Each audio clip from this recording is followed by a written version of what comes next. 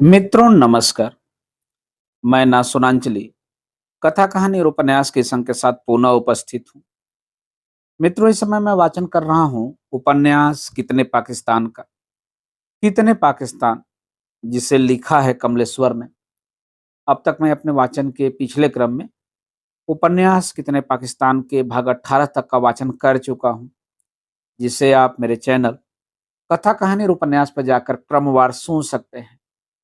आज लीजिए सुनिए उपन्यास कितने पाकिस्तान के भाग 19 का वाचन मेरे अर्थात नाथ सुनांचली के स्वर में। जब अदीब और सलमा कांटे से निकले तब भी नीले फूल खिले हुए थे। सलमा ने साड़ी पहनी थी। बदन के बाकी फूल तो साड़ी और ब्लाउज के अंदर गुलदस्तों की तरह समा गए थे, पर बाहों पर उन नीले फूलों की जो लतर उतर आई थी वह काबू नहीं आ रही थी। सलमा बार बार उस लतर को पल्लू से ढकने की कोशिश कर रही थी ताकि महक भीतर ही रहे, बाहर न फैलने पाए। उस वक्त सामने पश्चिम में सूरज डूब रहा था। बादलों का पल्लू उसे छुपाने की कोशिश कर रहा था, पर वह बार बार अपनी किरणों की टार्च फेंकते हुए त्रयोबिस को पलट पलट कर देख रहा था। हिंद महासागर की शांत लहरें तट को थपकियां दे रही थीं। कुछ खानाबदोश नावें अब भी कोरल की तरफ जा रही थीं या उत्तर में ग्राबे की ओर उड़ती चली जा रही थीं। उनके पॉल डूबते सूरज की रोशनी में मुकुटों की तरह चमकते और खो जाते थे। कैसी लगती हैं इस खामोश समुद्र की लहरें, जैसे नुक्कड़ का रंगरेज नीला दुपट्टा सुखा रहा हो। सलमा बोली थी, और रात में यही लहरें बाहों में बदल जाती हैं।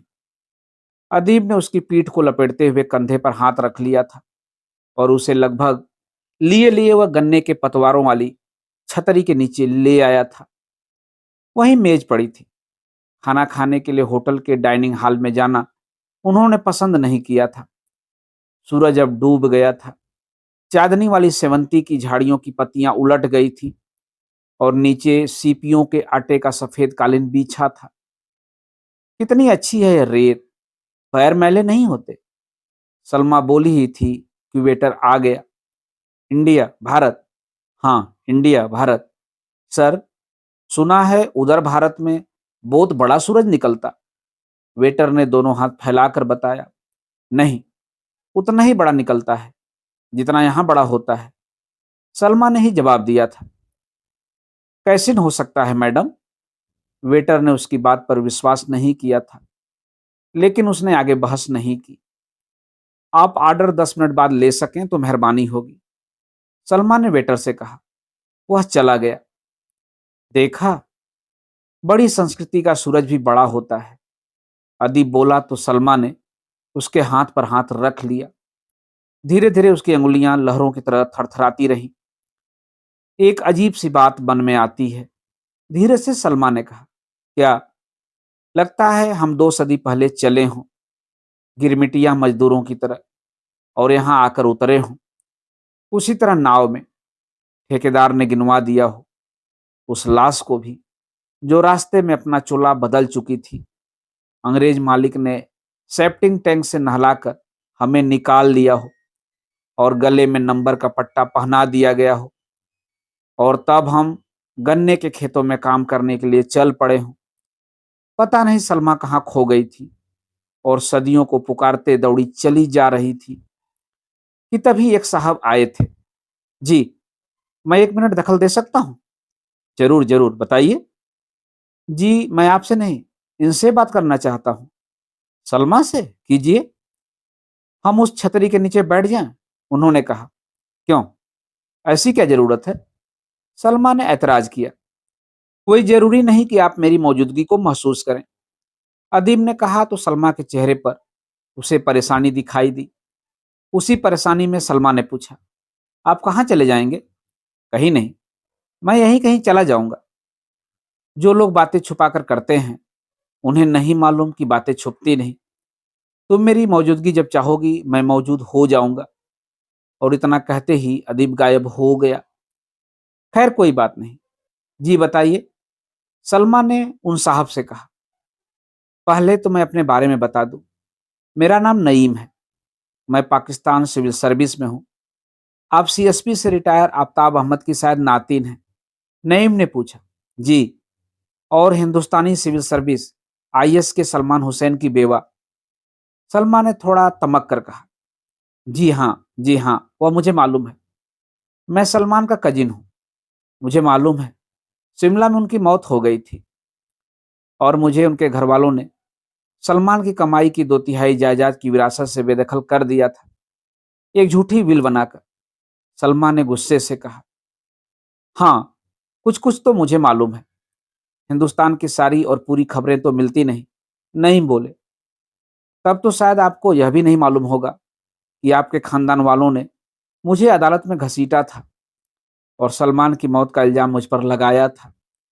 और दलील यह दी थी कि शादी से पहले मेरा रिश्ता किसी और आदमी से था। सलमा तुरसी से कह रही थी। हाँ, और शायद अदालत ने आपको कटघरे में खड़ा करके कहा भी था कि इतनी खूबसूरत औरत का हकदार एक आदमी हो और वह लगातार हकदार बना रहे, यह नामुमकिन है। नईम ने कहा। हाँ, यह चटपटी खबरें अखबारों ने छापी थी और सरहद के इस पार और उस पार वाले रिश्तेदारों ने सिर्फ यही खबरें सुनी, पढ़ी और जानी थी।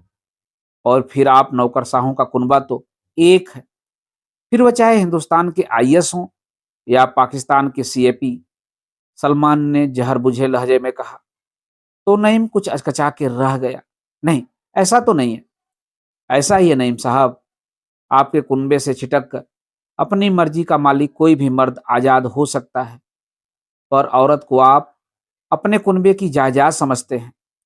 अगर किसी हादसे के बाद कोई औरत किसी और कुनबे के मर्द को मंजूर कर ले तो आप लोग बर्दाश्त नहीं करते। आप कुछ गलत सोच रही हैं। इसमें गलत कुछ नहीं है।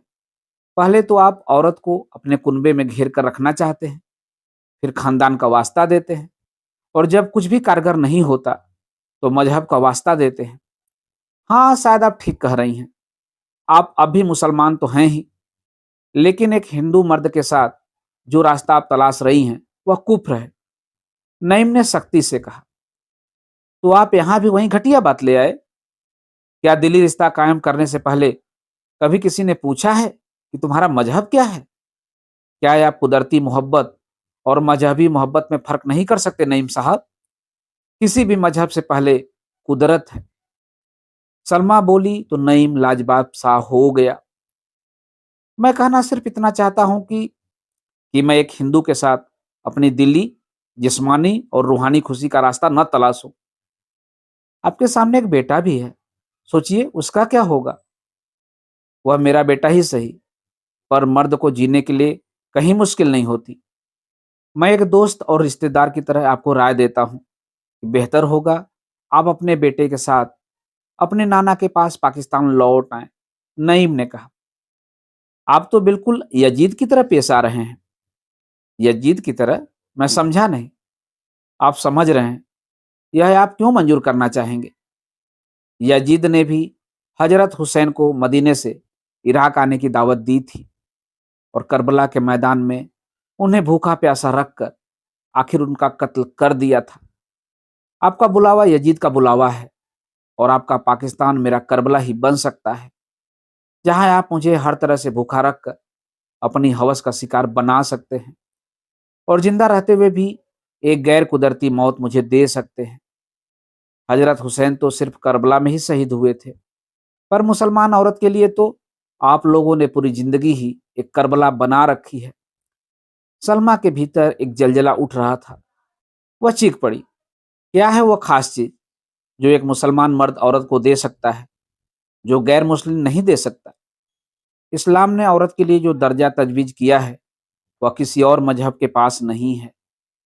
जिस्मानी सतह पर तो हर मर्द सिर्फ वही दे सकता है जो कोई भी मर्द औरत को दे सकता है, लेकिन रूहानी और दुनियावी सतह पर एक मुसलमान मर्द औरत को वह सब कुछ दे सकता है जो दुनिया का कोई मजहब नहीं देता। नहीं बोला। इस्लाम मानने वालों के पास कुरआन पाक है, हदीस है, लेकिन वो तो अरबों के पास है। उनकी ओरिजिनल कापियां जो उन्होंने अब तक किसी को नहीं दी। फिर तो फिकहा ने ही इस्लामी कानून की अलग-अलग पहचान दी और यह भी आपको मालूम होगा कि तभी इस्लामी शरीयत के कानूनों की पहचान में फ़र्क आया। सुन्नियों के 4 स्कूल बने। शियाओं ने तब सुन्नियों से अलग अपने स्कूल फ़िक़्ह-ए-अशनाई को मंजूर किया। यह सही है कि इन सभी स्कूलों के लोग मुसलमान हैं, इनका खुदा एक है, इनका नबी एक है, इनकी किताब एक है, मगर इनकी ज़िंदगी जीने के उसूल अलग-अलग हैं। जी, और नईम ने जैसे चुनौती के स्वर में कहा, और यही कि आप सीएसपी में ज़रूर हैं, पर आप पाकिस्तान नाम के मुल्क को नहीं, आप इस्लाम के नाम पर अपनी कमज़ोरियों को चलाना चाहते हैं। मुल्क तो आपको अंग्रेज़ों ने जागीर में दे दिया और आप अवाम के लिए नहीं, गलत मज़हबी मंसूबों के लिए 10-20 पीढ़ियों को इस्लाम के नाम पर गारत कर देना चाहते हैं। हालाँकि इस्लाम ने नफ़रत का पैगाम कभी नहीं दिया, पर आप नफ़रत को मज़हबी मंसूबों की पोशाक पहनाकर दूसरे मज़हबों के साथ वही करना चाहते हैं, जो इज़राइल के जुडाइज़्म ने इस्लाम के साथ किया था। यह आप कैसे कह सकती हैं? पाकिस्तान की बुनियाद एक वसूल पर रखी गई है। किस बुनियादी वसूल पर? मज़हब तो कौम की पहचान नहीं है। मज़हबों के आने और नाज़िल होने से बहुत पहले भी तो लोग किसी और मज़हब, किसी और अकीदे, किसी वसूल के तहत ही अपने समाज को चला रहे थे। आज अगर पूरा अमेरिका इस्लाम को मंजूर कर ले, तो क्या वो कौम की शक्ल में अमेरिकी नहीं रह जाएँगे? क्या वो अरबी या ईरानी हो जाएँगे? आप तो बहस कर रही हैं और इस बहस में आप खामख्वाह इस्लाम को घसीट रही हैं। वह इसलिए कि पाकिस्तानी होने के नाते आप खुद को इस्लाम का अलमबरदार समझते हैं, इसीलिए बार-बार आप मुझे इस्लाम का वास्ता दे रहे हैं। इस्लाम के नाम पर एक मुल्क पाकिस्तान बना था, यह दुनिया में कभी नहीं हुआ था। हमेशा मुल्कों के नाम पर मज़हबों ने अपनी पहचान हासिल की है। पाक नबी हज़रत मोहम्मद के आने और पाक कुरान के नाज़िल होने के बावजूद अरब, अरब ही रहा, इराक, इराक ही रहा, मिस्र, मिस्र ही रहा, ईरान, ईरान ही रहा, लेकिन पाकिस्तान भारत या हिंदुस्तान नहीं रहा। आप कहना क्या चाहती हैं? यही कि खुद आपके प्रेसिडेंट जिया उल हक ने कहा था कि पाकिस्तान उसी तरह एक मज़हबी मंसूबे की मिसाल है, जैसे कि इज़राइल जुडाइज़्म की देन है। अगर इज़राइल से जुडाइज़्म खत्म हो जाता है, तो इसराइल नहीं बचेगा। उसी तरह अगर पाकिस्तान से इस्लाम की बुनियाद खत्म हो जाती है, तो पाकिस्तान खत्म हो जाएगा।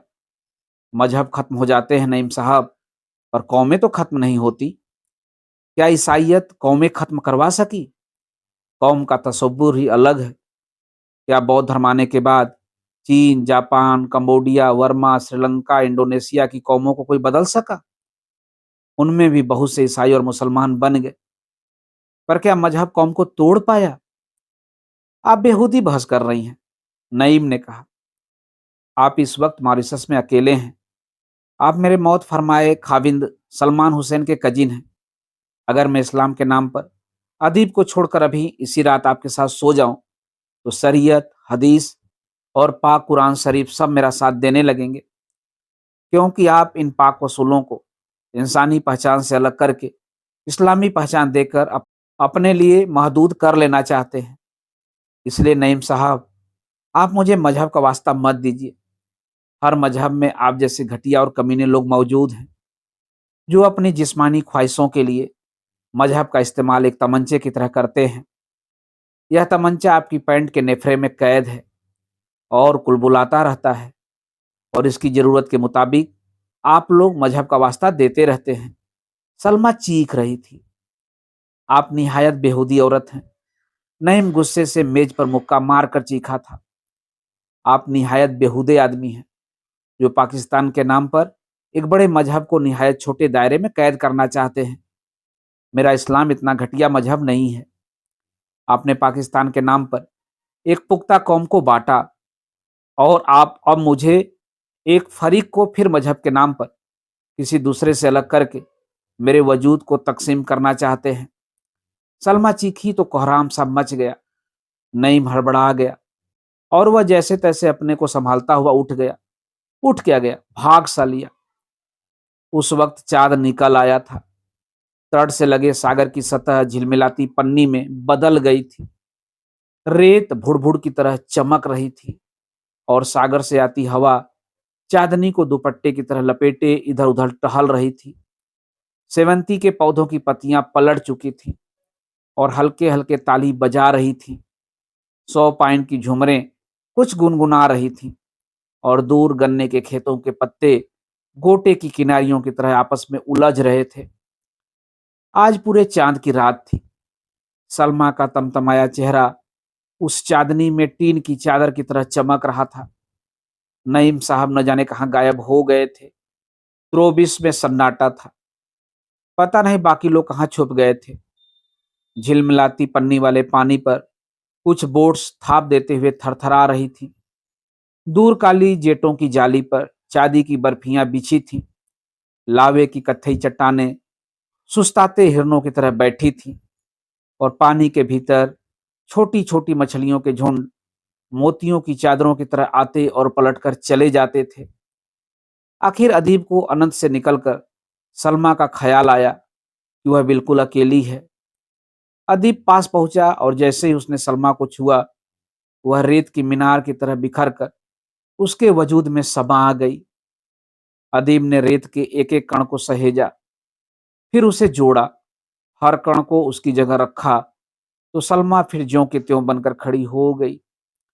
फर्क इतना ही था कि अब उसकी आंखों में आंसुओं की जगह रेगिस्तानी अंधड़ थे और सांसों में तेजाब की महक।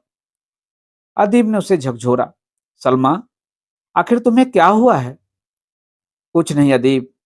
नईम जैसे लोग आखिर यह क्यों नहीं समझते कि मुसलमान और इस्लाम के नाम पर इन पाकिस्तानियों को बोलने का कोई हक नहीं है। आज हिंदुस्तान में पाकिस्तान से ज्यादा मुसलमान हैं और पाकिस्तान से ज्यादा इस्लाम को समझने वाले लोग हैं और इस्लाम को दिल से मानने वाले मुसलमान हिंदुस्तान में उनसे कहीं ज्यादा हैं। तब इन पाकिस्तानियों को बोलने का हक कहाँ है? सलमा बुरी तरह धधक रही थी। छोड़ो यह बातें, आओ खाना खा लें, अदीब ने कहा। हाँ, मुझे बहुत भूख लगी है। अदीब ने पलट कर देखा। होटल के मेन हॉल की रोशनियां गुल थी। वह उधर गया तो पता चला होटल बंद हो चुका है। होली की छुट्टी है और अब खाना नहीं मिल सकता। लेकिन वेटर तो ऑर्डर लेने आया था। जी हाँ, उसने बहुत देर आपका इंतजार किया। आखिर छुट्टी का दिन था। इंतजार करते करते वह थक गया। फिर किचन बंद हो गया तो वह चला गया। तो अब कुछ नहीं मिल सकता? सॉरी सर, लेकिन आप साउथ अफ्रीकन टूरिस्टों को तो रात भर खिलाते हैं। जी, तब जब छुट्टी का दिन नहीं होता। वैसे भी साउथ अफ्रीकन टूरिस्ट शाम 8 साढ़े 8 बजे तक अपना डिनर खत्म कर लेते हैं और हम हर दिन साढ़े 9 बजे अपना किचन बंद कर देते हैं।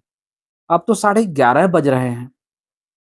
वह जब कॉटेज में लौटा तो बिस्तर पर पड़ी सलमा बुरी तरह सुबक रही थी। नईम की बातों और भूख ने उसे बेहाल और बदहाल कर दिया था। सलमा, कुछ नहीं, मुझे बहुत भूख लग रही थी और आप रिसेप्शन पर बहस में उलझे हुए थे। आपको मेरी भूख की फिक्र ही नहीं थी, इसलिए मैं यहाँ चली आई। मुझे पता है होटल में भी किचन बंद हो चुका है होली की वजह से, पर हर एक तो हिंदू नहीं है। गैर हिंदुओं को तो भूख लगती है। कहते कहते सलमा भूख से रोने लगी। देखो, मैं कुछ कोशिश करता हूँ, कहते हुए अदीब ने बाहर निकलकर गाड़ी उठाई और पोर्टलोई की ओर निकल पड़ा। वहीं गन्ने के खेतों की कतारें, अंधेरा और गांव त्रियोलो से होती हुई पतली सड़क। त्रियोलो से गुजरा तो बाईं ओर एक मकान की लाइट ऑन थी। वह समझ गया कि यह बरनाथ पियरे का कोई वंशज है। रुक कर पूछा तो पता लगा कि यह एक लेखक का घर है। इस लेखक का नाम अभिमन्यु अनंत है और यह भारतीय मूल का है। जब सारा मॉरिशस रोशनियां बुझाकर सो जाता है तो यह ऋषि लेखक अपनी लेखनी को समा की तरह जलाता है ताकि दुनिया में रोशनी की कमी न पड़े। और उस लेखक के कलम की वह रोशनी उसका पोर्टलोई तक साथ देती रही। जब वह उस बंदरगाह वाले शहर में पहुंचा तो गोदी से लहसुन और प्याज उतरने की महक आ रही थी। पता चला कि यह भारत से आता है। क्रीम और चीज ऑस्ट्रेलिया से आती है, मटन न्यूजीलैंड से, सीरियल्स यूरोप से, पेट्रोल गल्फ से और टूरिस्ट पूरी दुनिया से। सामान की कोई कमी नहीं थी। पर बाजार तो बंद था। आखिर अदीब को एक जगह त्रियोले की तरह ही रोशनी टिमटिमाती दिखाई दी। वहां पहुंचा तो पता लगा कि यह प्रधानमंत्री सर शिवसागर राम गुलाम का घर है, जिसके नीचे खोचे जैसी एक दुकान अब तक खुली हुई थी। उस पर कुछ समोसे, पकौड़े और केले मौजूद थे। खरीदते हुए मालूम हुआ कि दुकानदार मेडास्कर एक मामूली सा आदमी है, जो हिंदुस्तानी नाश्ता बनाकर बेचता और अपना पेट भरता है। और मॉरिशस के प्रधानमंत्री ने अपने घर के नीचे उसे खोचा लगाने की इजाजत दी हुई है। अदीब को लगा था कि आखिर यह कैसा देश है जो हर तरफ से और जिंदगी के हर पहलू से पवित्र है। जो कुछ मिला उसे लेकर अदीब त्रोबिस की ओर भागा। आधी रात बीत गई थी। त्रियोले से गुजरा तो उस ऋषि लेखक अभिमन्यु अनंत के कमरे की रोशनी अब भी जल रही थी। कॉटेज में पहुंचा तो सलमा इंतजार करती बैठी थी। अदीब ने समोसे पकौड़े प्लेट में रखे, केले भी रख दिए। लो खाओ। मेरा पेट तो उसी वक्त भर गया था जब आप इसे लाने के लिए निकल पड़े थे। पेट की भूख बहुत समझदार होती है, सलमा ने कहा और उसे प्यार कर लिया। प्यास लगी है? अदीब ने पानी की तरफ हाथ बढ़ाया तो सलमा ने रोक लिया और उसे अपनी बाहों में भर लिया। प्यास का पानी और होता है अदीब। और तब कमरे की सारी औपचारिक सुगंध कहीं और उड़ गई थी। शरीर अपनी कुदरती महकों के साथ नदियों की तरह उमड़कर एक होते हुए बहने लगे थे। शरीर वनस्पतियों के जंगल बन गए थे। देवदार, चीर, बुरांस, चंदन, दालचीनी और धरती के सौधे महकते जंगलों से होते हुए सदियों की बाहों में फैले हुए थे। आह, अब मुझे छोड़ना मत। हम इसी तरह जीते जीते पत्थरों में तब्दील हो जाएंगे। आह अदीब, मेरे अदीब। नदियों की बाहों के पानी किनारों की तरफ बह चले थे। बीच धार का पानी अब उद्दाम सतह पर बह रहा था।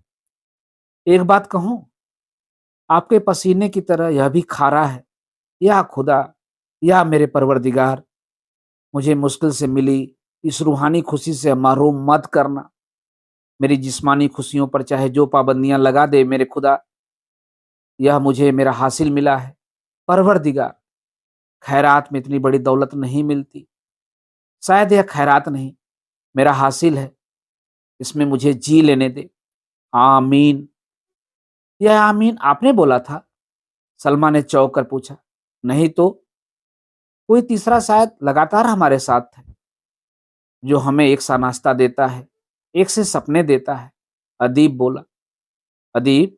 हाँ अदीब, आपने इतने से दिनों में मुझे वह सब दे दिया जो मेरे शौहर सलमान ने मुझे 8 वर्षों में नहीं दिया। क्या कह रही हो तुम? वही जो सच है, जो सच है। आपने मुझे हैबत से निकालकर इबादत की दुनिया में पहुंचाया है अदीब। काश, काश, काश आप शुरू से मेरे शरीके हयात होते, हम शादीशुदा होते। कहते हुए सलमा बुरी तरह रो पड़ी थी। अदीब ने उसकी आंखों पर होठ लगाकर एक भी बूंद गिरने नहीं दी थी।